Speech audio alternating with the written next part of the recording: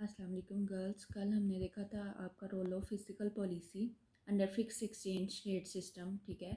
Different capital mobility cases हमने देखे थे। आज हम मॉनेटरी पॉलिसी का केस देखेंगे। इसमें भी सिंपल हम जैसे इजी फिजिकल पॉलिसी का इफेक्ट देखा था, ठीक है। यहाँ पे भी हम इजी मॉनेटरी पॉलिसी अडॉप्ट करेंगे 4 डिफरेंट केसेस में, ठीक है। सबसे फर्स्ट केस जो है वो आपके पास है जब आपके पास परफेक्ट कैपिटल इमोबिलिटी होती है। इट्स मीन कि आपका जो कैपिटल है इनफ्लो वो नहीं हो रहा, ठीक है। इंटरेस्ट रेट के चेंज होने से आपके कैपिटल मोबिलिटी पे कोई इफेक्ट नहीं हो रहा, आपका कैपिटल इनफ्लो नहीं हो रहा, ठीक है। तो आपके पास फर्स्ट पॉइंट कौन सा आएगा जहाँ पे आपका ISLM जो है वो इंटरसेक्ट करेगा। यहाँ पे आपका इक्विलिब्रियम पॉइंट है, ठीक है। अब हमने देखना है कि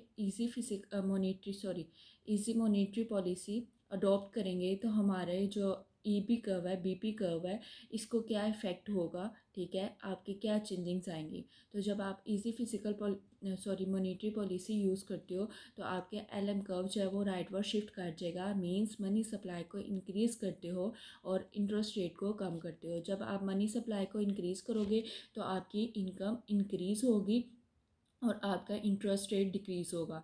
इनकम इंक्रीज़ होगी तो आप इंपोर्ट्स बढ़ा दोगे, ठीक है।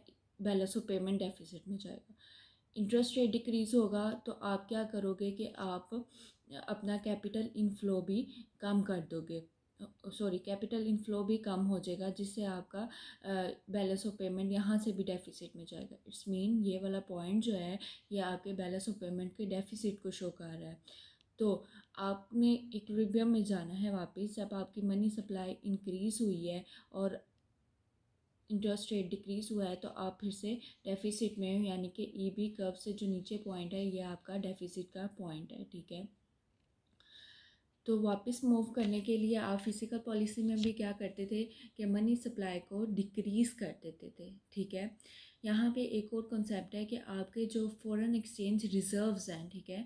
बैलेंस ऑफ पेमेंट जो है आपके रिजर्व्स भी होते हैं ना, कि जो आप एक्सपोर्ट से अर्न करते हो या कैपिटल इनफ्लो हो रहा है उससे जो रिजर्व्स आ रहे हैं, ठीक है।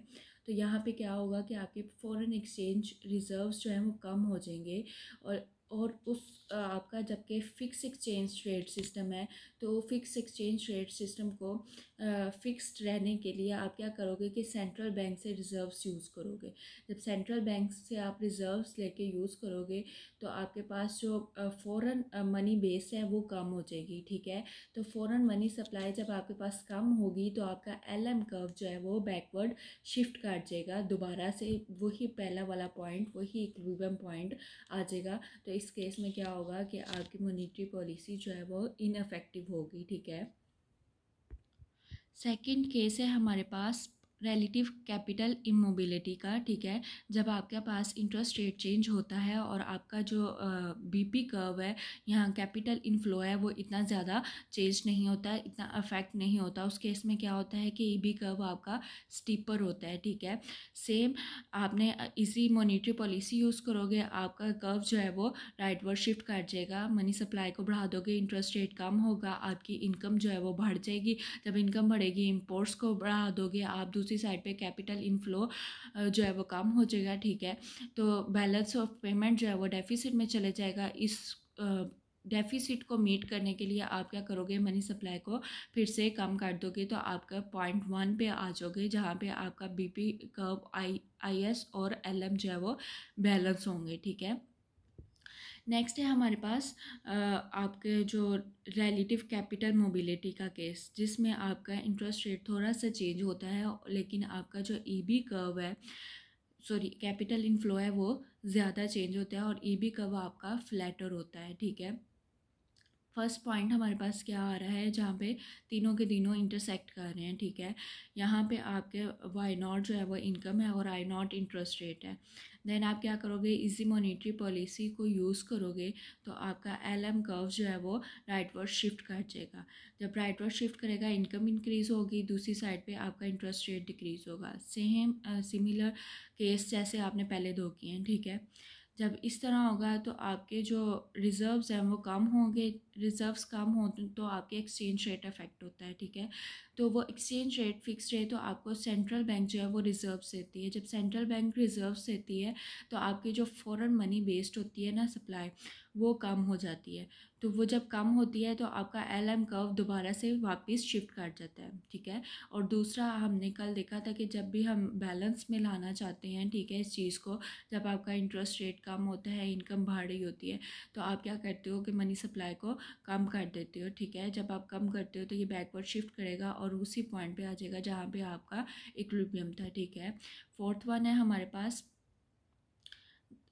परफेक्ट मोबिलिटी, ठीक है। जब आपका इंटरेस्ट रेट ना चेंज हो रहा हो लेकिन आपका कैपिटल इनफ्लो बढ़ता जाए, ठीक है, तो उस केस में आपके पास हॉरिजेंटल ईबी कर्व होता है, ठीक है। Simple easy monetary policy use करोगे, आपका LM कर्व जो है वो राइटवर्ड शिफ्ट कर जाएगा, ठीक है। जब राइटवर्ड शिफ्ट करेगा, इनकम इंक्रीज़ हुई है, इंटरेस्ट रेट कम हो गया है, सेम वही केस। फिर आपने क्या करना है कि अपना बैलेंस में लाने के लिए आप मनी सप्लाई को कम करोगे और बैकवर्ड शिफ्ट कर जाएगा आपका कर्व, तो आपके पास पॉइंट पहले वाला आ जाएगा, ठीक है। आज के लिए इतना ही, अल्लाह हाफिज़।